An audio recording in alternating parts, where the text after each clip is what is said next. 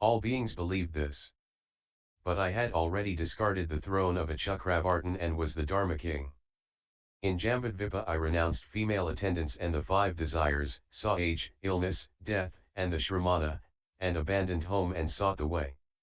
All beings said that Prince Siddhartha then for the first time abandoned home and became a Shramana. But already innumerable kalpas before, I had abandoned home, become a Shramana, practiced the way, merely to comply with what obtained in secular life. And I manifested this. I had already abandoned home in Jambudvipa and received Upasampada full ordination. I made effort, practiced the way and attained such fruitions of the way as the Shrotapanastra Aimantara, a monk who will only be born between 2 and 7 more times before gaining liberation, sacred Agaman once returner, Anagaman never returner to this world, and Arhat saint. I manifested this. Everybody said it was easy and not difficult to attain Arhatship. But I had already, innumerable kalpas in the past, attained Arhatship. In order to pass beings to the shore of enlightenment, I sat under the Bodhi tree on the Bodhimanda seat of enlightenment of grass and defeated all the Mara's demons. But I had already, innumerably long kalpas back in the past, defeated the Maras. In order to subdue strong beings, I manifested this scene. I also display answering the calls of nature of the 2 kinds and breathing in and out. All beings say that I answer the calls of nature and breathe in and out. But with this body of mine, I have no fruition of karma and no worries. I merely accord with the way of worldly life. That is why I manifest such. I also show that I receive offerings made to me by the faithful. But I have no hunger or thirst in this body of mine, and I just comply with the worldly way of life. I display myself thus. I also follow the worldly way of life of all others and sleep. But I accomplished the depths of wisdom innumerable kalpas past and did away with such actions as going and coming, all such pains as of the head, eye, stomach, and back, and the whole of my body, and hard to cure carbuncles, all of which are the results of past karma, and washing my hands and feet in a basin, washing my face, gargling, using the toothbrush, and all such things as apply in the world. People say that I do all these things. But I do not. My hands and feet are as pure as lotuses and my mouth is clean, and smells like an Udpal lotus. Everyone says that I am a man. But I am now no man. I also manifest receiving Pamsakula discarded clothes, washing, sewing and mending. But I have long since not used such clothing. Everybody says that Rahula is my son, that Suddhodana was my father and Maya my mother, that I carried on a secular career in my life, that I enjoyed peace and happiness as a young prince, and that I abandoned all such things and sought the way. People further say, the prince of this king, of the great clan of Gautama, renounced worldly pleasures and sought the supramundane. But I had long since been away from worldly love and desire. I merely displayed all such things. Everybody says that I am a man. But truth to tell, I am not. O good man! I manifest myself in Jambudvipa and often enter Nirvana. But in truth I do not enter Nirvana at all. Yet all people say that the Tathagata is now dying. But the nature of the Tathagata, truth to tell, eternally does not die out. So you should know that I am one eternal and unchanging. O good man! Great Nirvana is none but the Dharma world of the all-Buddha Tathagatas. I also manifest myself in this Jambudvipa. People say that I first as Siddhartha attained Buddhahood. But since innumerable kalpas passed, I had done what needed to be done and I only accorded with the way of the world. That is why I, in this Jambudvipa, displayed renunciation and attainment of Buddhahood. I also seemingly did not accord with the prohibitions, and committed the 4 grave offenses. People saw me and said I transgressed. But for innumerable kalpas past I have been according with the prohibitions, and nothing was amiss. Also, in Jambudvipa I was an Ekantika. People all saw me as an Ekantika. But truth to tell, I was no ekantaka. If I had been an ekantaka, how could I have attained unsurpassed enlightenment? I also showed myself in Jambudvipa as disturbing the peace of the Buddhist Sangha. People said that I was a Buddhist priest who was breaking the peace of the Sangha. I also manifested myself in Jambudvipa as protecting wonderful Dharma. People see this and say that this is protection of Dharma. They are all surprised. All Buddhists do this and there is nothing here to be surprised about. I also in this Jambudvipa manifested myself as Marapupiyas. People said that this was Marapupiyas. People said that this was Pupiyas very wicked. But I had been away from evil for innumerable kalpas past, I am pure, I am not defiled and am like the lotus. I also manifest myself in Jambudvipa as a female Buddha. People see this and say that it is strange that a female should attain unsurpassed enlightenment. The Tathagata, after all, has never once been a female. In order to subdue people, I manifested as a female. As I pity beings, I also manifest in various colored images. I also manifest myself amidst the four unfortunate realms of Jambudvipa. How could I be born in the unfortunate realms through evil actions? In order to pass beings to the other shore, I get born as such. I also get born as Brahma in Jambudvipa and make those who serve Brahma abide in wonderful Dharma. But, truth to tell, I am not Brahma. But all people say that I am truly Brahma. I also manifest myself as Devas and fill all the temples of the Devas. But the same is the case here too. I also manifest myself as visiting brothels in this Jambudvipa. But my mind knows no lust, I am as pure and untainted as the lotus.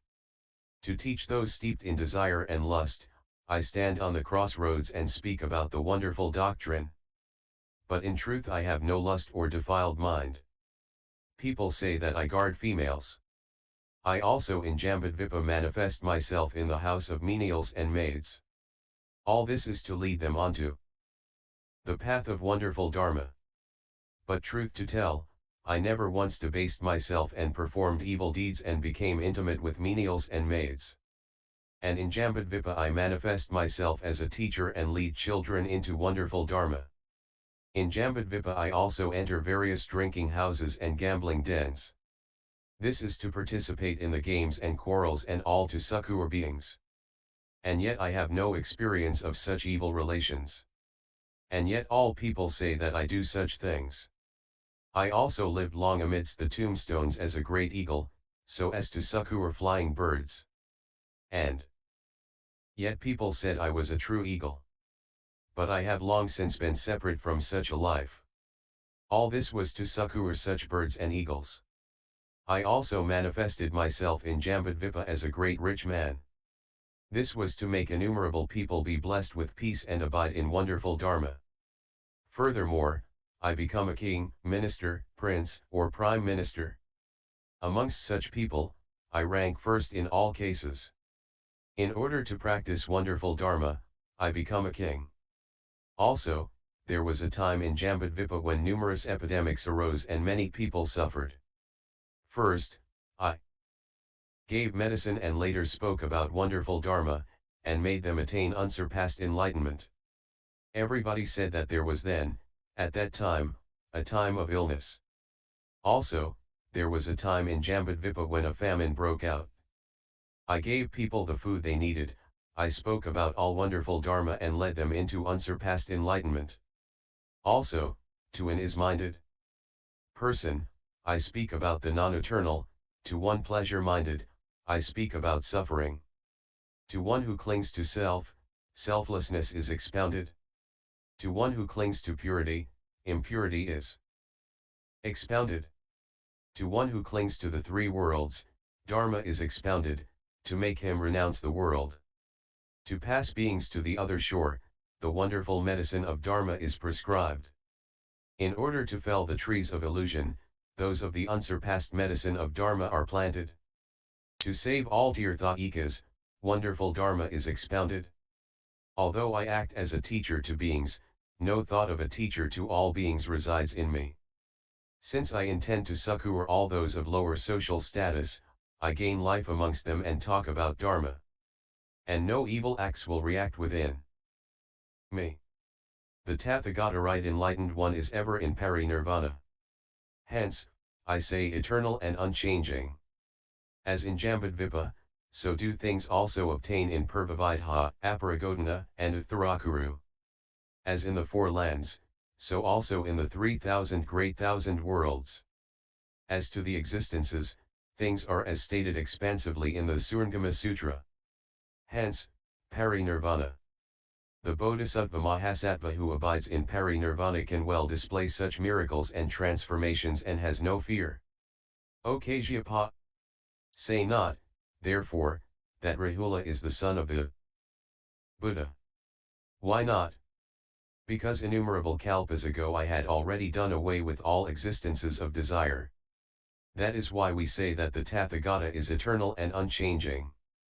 Kajyapa said further, O Tathagata! Why do we say eternal? You, the Buddha, say that when the light of a lamp has gone out, there is no direction or place to be named as to where it has gone. The same is the case with the Tathagata. Once dead, there can be no direction or place that can be named. The Buddha said, O Kajyapa! You should not say, when the light of a lamp has gone out, there is not direction or place to be named. The same is the case with the Tathagata. When there is extinction, there can be no direction or place to be named. O good man! When a lamp is lit by a man or woman, any lamp, big or small, has to be filled with oil. When there is oil there, the lamp keeps alight. When the oil is spent, the light also disappears, along with it. That light going out can be compared to the extinction of illusion. Although the light has gone out, the utensil vessel, lamp holder remains behind. The same is the case with the Tathagata. Although illusion has gone, the Dharma-Body remains forever. O good man! What does this mean? Does it mean that both the light and the lamp disappear? Is it so? Kajyapa answered, No, O world-honored one. Both do not disappear at the same time. And yet, it is still non-eternal. If the Dharma-Body is compared to the lamp is actually non-eternal, so the Dharma-Body must also be non-eternal. O good man! You should not try to refute in this manner. We speak in the world of a utensil. The Tathagata world-honored one is the unsurpassed utensil of Dharma. A utensil of the world can be non-eternal, but not that of the Tathagata. Of all things, Nirvana is eternal. The Tathagata has this. Thus he is eternal. Also, O good man! You say that the light of the lamp goes out. This is like the nirvana attained by an arhat. Because all the illusions of greed and craving are done away with, we can compare this to the lamp light going out. The anagamin yet has greed. As there is still greed left, we cannot say that this is the same as the lamp lights going out. That is why I said in the past in an undisclosed cryptic, unexplained, unexplicated way that it was like a dying lamp. It is not that nirvana is to be equated with the dying off of the lamp light. The anagamin does not come about get reborn time and again. He does not come back to the existences. Again, he does not gain any more the smelly body, the body of vermin, the body that is fed, the poisonous body. Such is an anagamin one not coming into bodily existence again. If a body arises again, this is an agamin one coming into bodily existence. When the body does not arise again, this is an anagamin. What is possessed of coming and going is agamin. What has no coming or going, no birth and death, is anagamin. Then Bodhisattva Kajyapa said to the Buddha, O world-honored one!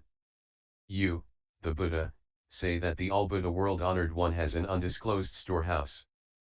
But this is not so. Why not? The all-Buddha world-honored one has privately spoken words, but not an undisclosed storehouse, a teaching not made known. For example, this is analogous to the case of a magician. His mechanical appliances, and his wooden image.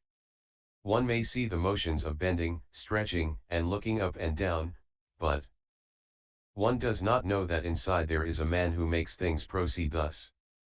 But with the Buddha's teaching, it is not like this. His teaching enables all beings to know and see. How can one say that the all-Buddha world-honored one has anything undisclosed? The Buddha praised Kashyapa and said, well said, O good man. It is just as you say. The Tathagata, truth to tell, does not keep anything hidden. How so? It is as in the case of the full moon in autumn, when it is all open, bare, clear, pure, and cloudless, so that all people can see it. What the Tathagata says is also the same. It is open, bare, clear, pure, and cloudless. Dull people do not understand and speak of a secret in connection with it. The wise, understanding the matter, do not say that there is anything secretly stored away. O good man! There is a man here who stores gold and silver amounting to yees and yees one. Being a miser, he does not give to the poor and help them. Anything stored in this fashion could be called secretly stored, secretly withheld. It is not thus with the Tathagata. Over the course of innumerable long kalpas, he stores wonderful laws, doctrines, truths, and rare treasures. He does not begrudge anything, he always gives to all beings. How then can we say that he secretly stores truths away? O good man! There is a man here who is lacking a part of his body, such as an eye, hand, or leg. He feels shy and does not allow others to see. As all people do not see it, they say secretly concealed. It is not so with the Tathagata. He is perfect in wonderful Dharma and lacking in nothing, allowing all others to see. How could one say that the Tathagata secretly stores, conceals, withholds things? O good man!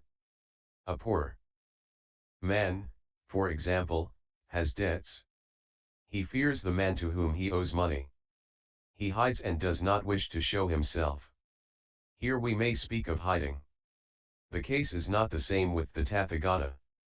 He does not shoulder the mundane laws, phenomena, truths of all beings, but does their supramundane laws. But he does not hide such. Why not? Because he always thinks of beings as his own only son and expounds to them unsurpassed Dharma. O good man! There is a rich man, for example, who has much wealth. He only has one son. He loves this son very much and cannot forget him. He shows all his wealth to his son. So is it with the Tathagata. He views all beings as his own only son. O good man! This is as in the case of worldly people. Men and women conceal their genitalia behind clothing, because such are ugly things to look upon. Here we speak of concealing. It is not thus with the Tathagata. He has long since done away with genitalia. As he does not have such, there is no reason for concealment. O good man! The Brahmins do not like to have their words and what they say heard by Kshatriyas, Vaishyas, and Sudras. Why not? Because there are many things in their words that are wrong and wicked. But the Tathagata's wonderful Dharma is such that it is lovely in its beginning, lovely in its middle, and lovely in its conclusion. So we cannot speak here of a thing hidden or stored away. O good man! For example, there is here a rich man who only has a single son. He always thinks of, and loves, this boy. He takes the boy to a teacher to be taught. Apprehensive that things might not progress quickly, he takes the boy back home. As he loves him, he teaches him the alphabet day and night very patiently. Yet he does not teach him the Vyakarana, a popular work for language study, a kind of grammar. Why not? Because the child is small and is not up to such lessons. O good man! Now, the rich man finishes teaching the alphabet. But is the boy ready to be taught the Vyakarana? No, O world-honored one. Is the rich man concealing anything from the child? No, O world-honored one. Why not? Because the child is too young. So he does not teach him the more advanced matters. It is not that the boy is not taught because the man begrudges him such lessons. Why not?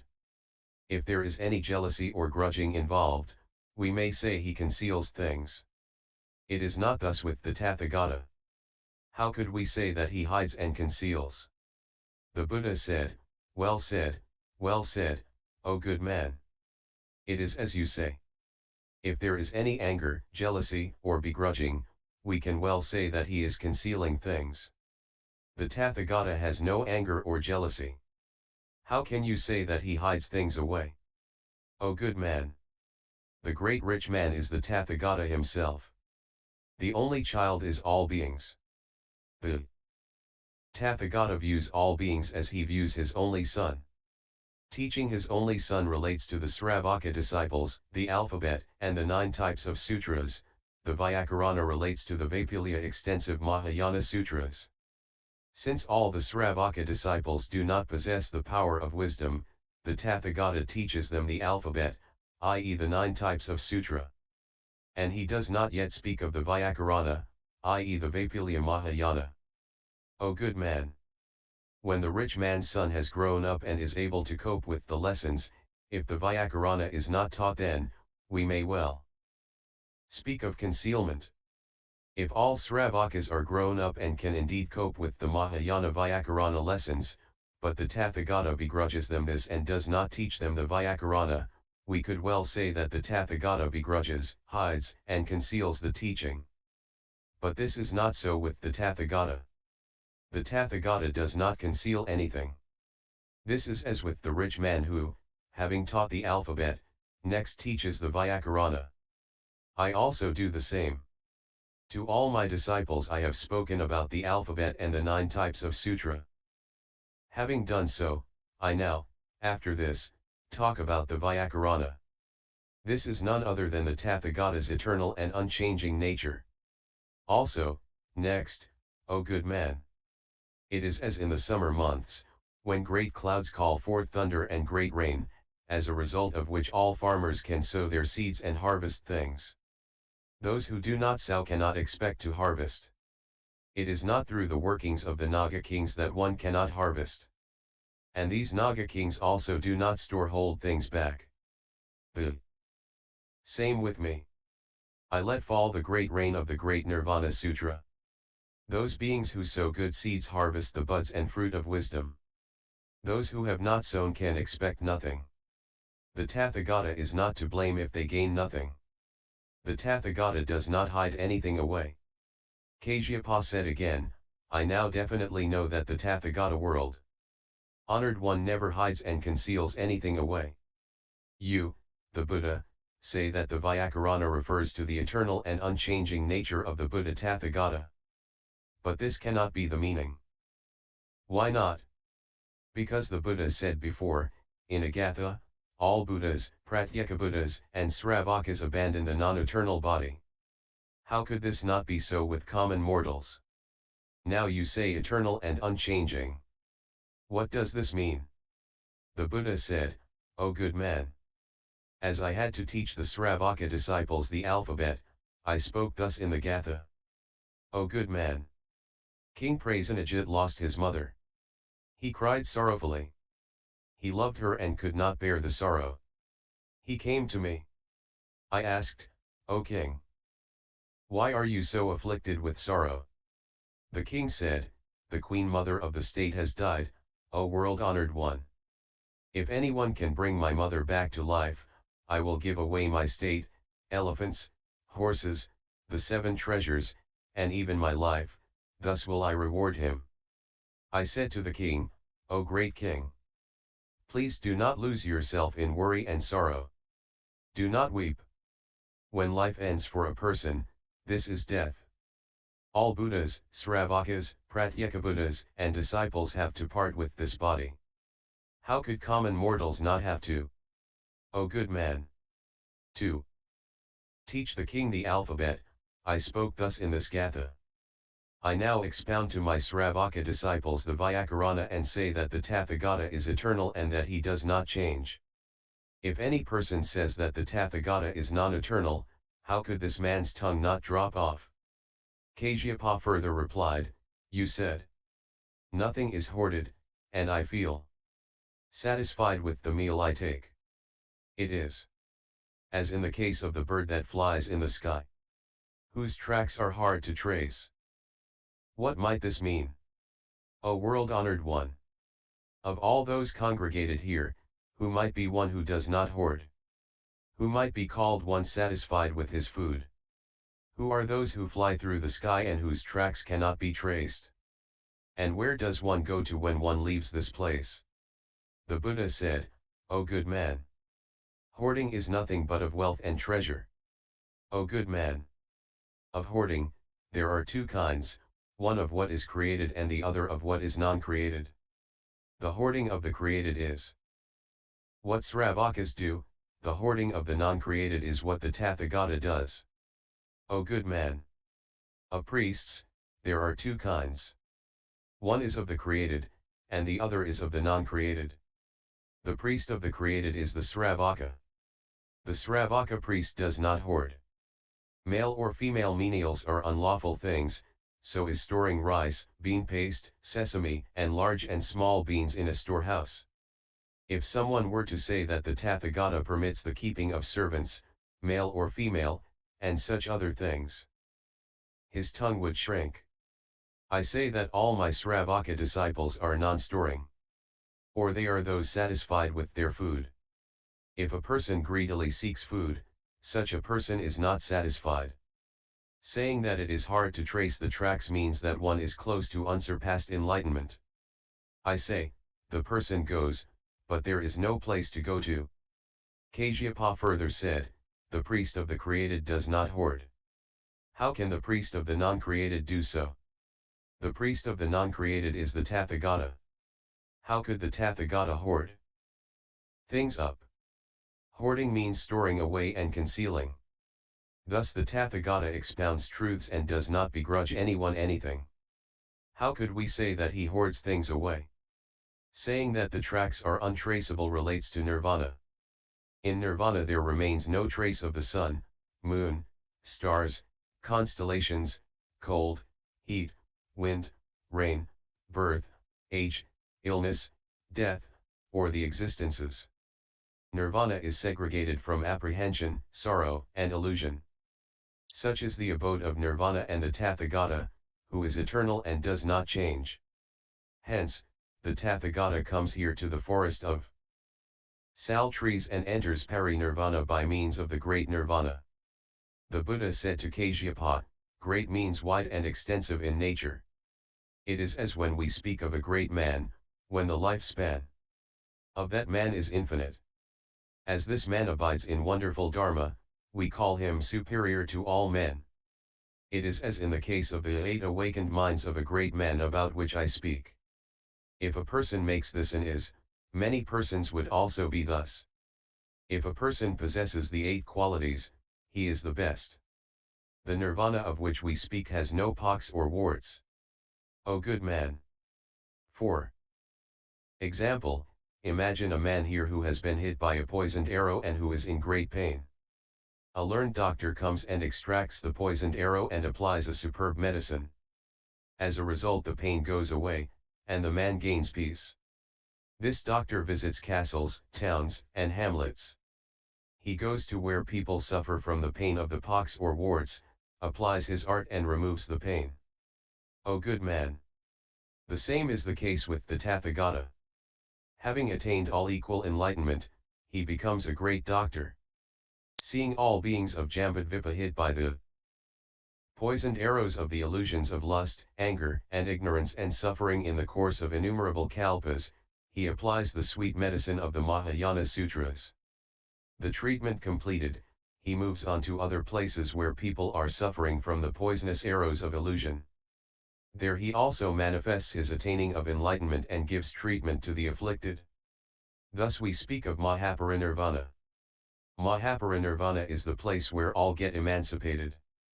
Wherever there are people to be subjugated, i.e. their defilements removed, he manifests himself. On account of this truly great meaning, we say great nirvana. Bodhisattva Kashyapa said further to the Buddha, O world-honored one. Do all the so-called doctors thoroughly cure the pain of the pox and warts? Or do they not? O good man. There are two kinds of pain relative to the pox and warts. One is curable and the other is incurable.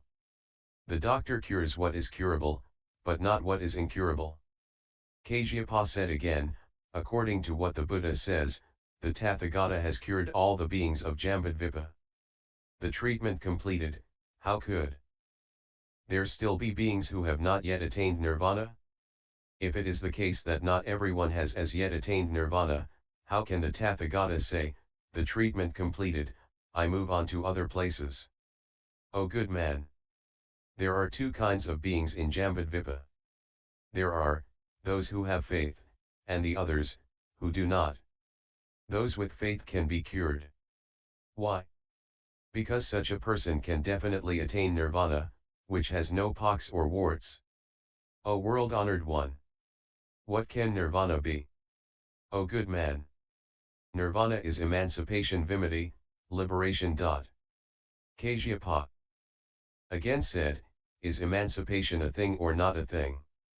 The Buddha said, what is no thing is the emancipation of the Sravakas and Pratyekabuddhas, what is a thing is the emancipation of the all-Buddha Tathagata. The case being thus, O good man, emancipation is a thing and not a thing. The Tathagata speaks to all Sravakas and presents it as no thing. O world-honored one. If it is not a thing, how can Sravakas and Pratyekabuddhas live? O good man. That which is such as thoughtlessness, non-thoughtlessness, heaven is also both a thing and not a thing. The self, too, is not a thing. One might argue, saying, if thoughtlessness, non-thoughtlessness, heaven is not a thing, how can a person live and come and go, advance and stand still? All such matters relate to the world of all Buddhas, they are not what Sravakas and Pratyekabuddhas can rightly know. It is thus. The same with emancipation. We also speak of matter rupa equals matter, form, body, and non-matter arupa equals non-matter, non-form, non-body, and it is presented as not a thing. Also, we speak of thought and thoughtlessness, and this is presented as thoughtlessness. All such things belong to the world of all Buddhas and are not what Sravakas and Pratyekabuddhas may know. Then Bodhisattva Kashyapa said to the Buddha, O world-honored one. Please condescend to explain to me what pertains to Mahaparinirvana and the meaning of emancipation. The Buddha praised Kashyapa, saying, well said, O good man. True emancipation means segregation of one's own self from all the bonds of illusion. If one truly attains emancipation and segregation of one's own self from the bonds of illusion, there is no self, or nothing to conjoin, as in the case of the sexual union between parents, as a result of which a child is born. True emancipation is not like that. That is why emancipation is birthlessness. O Kashyapa. It is like Sarpermanda, which is pure in its nature. The same is the case with the Tathagata. He is not what arises through the conjoining of parents, as a result of which a child comes about. His nature is pure. The Tathagata's displaying of parents is an expedient means for helping to pass beings over to the other shore. True emancipation is the Tathagata. The Tathagata and emancipation are not two, are not different. It is as when we sow seeds in spring and autumn, for instance, when it is warm and wet, and as a result of which the seeds shoot out buds. True emancipation is not thus. Also, emancipation is nothingness. Nothingness is emancipation. Emancipation is the Tathagata and the Tathagata nothingness. It is not anything that come about from doing action. Such doing is like a castle building. True emancipation does not come about in this way, i.e., is not a compounded, constructed thing. For this reason, emancipation is at once the Tathagata. Also, emancipation is the non-created.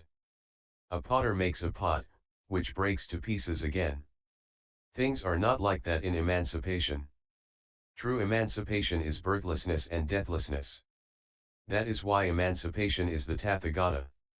He is birthlessness, non-extinction, agelessness, and is undying, unbreakable, and indestructible. He is not anything created. Hence we say that the Tathagata enters great nirvana. What do we mean by agelessness and deathlessness? Age relates to what moves and changes. One's hair becomes white, and lines appear on one's face. By death is meant the breaking up, disintegration of the body, as a result of which life departs. Nothing of this kind arises in emancipation. Since nothing of this kind arises, we say emancipation. With the Tathagata, too, there arise no such things of created existence as the turning white of the hair or the appearing of lines on the face. Thus, no aging occurs in the case of the Tathagata. As there is no aging, there is no death. Also, emancipation means ill-lessness. By illness is meant the diseases, and all other ailments which come to one from without and spoil the body. When such do not come about, we say emancipation. When no illness arises, there is true emancipation. True emancipation is the Tathagata. The Tathagata has no illness. Thus there comes about no illness in the Dharma-Body. This state of no illness is the Tathagata. Death is the breaking up of the body and the ending of life. There is no death here in emancipation. What there is the deathless amrta, the state of immortality, which is true emancipation. True emancipation is the Tathagata. The Tathagata is accomplished in such virtues blessings. How could we ever say that the Tathagata is non-eternal? Anything such as the non-eternal can never exist there. It is an adamantine body. How could it be non-eternal? As a result, we do not say that there is any ending of life with the Tathagata. With the Tathagata, what there is purity, there is no defilement. The Tathagata's body does not get defiled by the womb. It is like the Pundarika lotus, whose nature is pure. The same with the Tathagata and emancipation. Thus, emancipation is at once the Tathagata. That is why the Tathagata is pure and undefiled. And with emancipation, such things as the ashravas defilements, leakings, the pox and warts, and all other such things, are done away with. The same with the Tathagata. He has no defilements and no pox or warts. Also, with emancipation, there can be no fighting or refutation, confrontation, disputation. For example, the hunger-ridden entertain the thought of greed and grabbing when they see others taking food. With emancipation, the case is not thus. Also, emancipation is peace and quietude. Ordinary people say that peace and quietude are of Mahasvara. But such is a lie. True quietude means utmost emancipation. Utmost emancipation is the Tathagata. Also, emancipation means peace and safety. The place where robbers are present has no peace and safety. The place where purity and peace reign is a place of peace and quietude. As there is no fear in this emancipation, we say peace and quietude. Hence, peace and quietude are true emancipation. True emancipation is the Tathagata. The Tathagata is Dharma. Also, emancipation has no equal. By equal, we may take up the case of a king who has equals in the neighboring kingdoms. The case of true emancipation is not such. Having no equal is like the case of a Chakravartin, who has no equal. The same with emancipation. There is nothing equal to it. To have no equal is true emancipation. True emancipation is the Tathagata Chakravartin. Thus, there is none who is his equal. There can be no talk here of an equal. Also, emancipation is non-apprehension. One who has apprehension may be likened to a king who fears and slanders the strong neighboring state, and has apprehension. Now, with emancipation there is nothing of the kind. This is like annihilating enmity, as a consequence of which there is no longer any apprehension. The same is the case with emancipation. It has no apprehension or fear. Non-apprehension is the Tathagata. Also, emancipation is non-apprehension or non-joy. For example, a woman has an only son. As a result of war, he goes to a far-off place. News comes, saying that the boy has met with ill fortune, as a consequence of which the mother is worried. Later, she hears of his safety and because of this, is glad. Now, with emancipation there is nothing of the kind. When there is no apprehension or joy, there is true emancipation. True emancipation is the Tathagata. Also, there is no dust or defilement in emancipation, as when in the spring months, after sundown, the wind raises up a cloud of dust. Now, in emancipation, nothing of this kind obtains. Where there is no cloud of dust, there is true emancipation. True emancipation is the Tathagata. This is like a bright gem resting in the knot of dressed hair on the head of a Chakravartin, where there is no fleck of defilement. The nature of emancipation is thus, it has no defilement. Non-defilement can be likened to true emancipation. True emancipation is the Tathagata. True gold does not contain any sand or stone. This is true treasure. When one gains this, one feels one has gained true wealth. The nature of emancipation is also such a true emancipation. This true treasure can be likened to true emancipation. True emancipation is the Tathagata. When an unglazed pot breaks, there issues a neighing cracking sound. With the adamantine treasure pot, things are otherwise. Now, emancipation emits no neighing cracking sound. The adamantine treasure pot is like true emancipation. True emancipation is the Tathagata. Hence, the body of the Tathagata cannot be destroyed. We say that it neighs crackles. This is as when castor seeds are put into a blazing fire, which flames up and sends forth a popping sound. It is like that. Now, emancipation has nothing of the kind. The adamantine pot of true treasure emits no cracking or breaking sound. Even if innumerable hundreds of thousands of people were to shoot arrows at it, none can break this pot.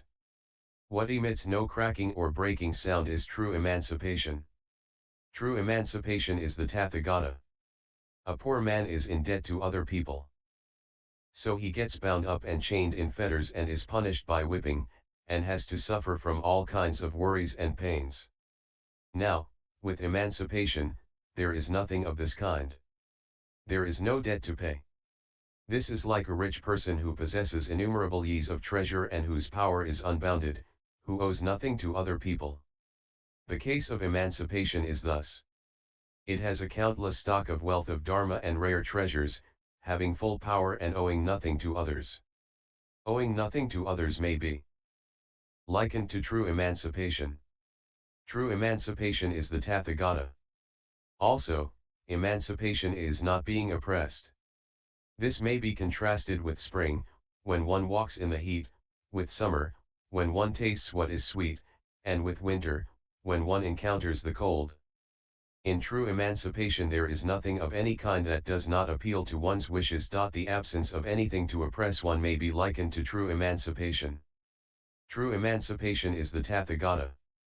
As to non-oppression, we may take up the case of a man who, having greedily partaken of fish, drinks milk. Again, such a man as this is not far from death. In true emancipation, there is nothing of the kind. If he obtains ambrosia, amrta or good medicine, worry leaves him. True emancipation is like that. Ambrosia and good medicine can be likened to emancipation. True emancipation is the Tathagata. How can we speak of being oppressed or not oppressed? For example, a common mortal is arrogant and self-important.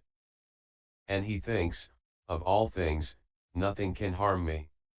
And he holds in his hand a serpent, a tiger, or a noxious insect. The destined time of death not coming, this person meets with an untimely death. In true emancipation, there comes about nothing of the kind. We say not being oppressed. This can be likened to a Chakravartin's divine gem, which kills all noxious insects, such as the dung beetle and the noxious insects, i.e. the total number of Tirthayikas thought to be existing at the time of the Buddha. As one comes into contact with the glow of this divine gem, all poison dissipates. Things are thus with true emancipation. All die away from the existences. The annihilation of poison is analogous to true emancipation. True emancipation is the Tathagata. Also, not being oppressed is like space, for example. Thus is emancipation. Space is comparable to true emancipation. True emancipation is the Tathagata. Also, being oppressed is like holding a lamp close to dry grass. When it is too close, the grass catches fire. The case is thus. There is nothing of the kind in true emancipation. Also,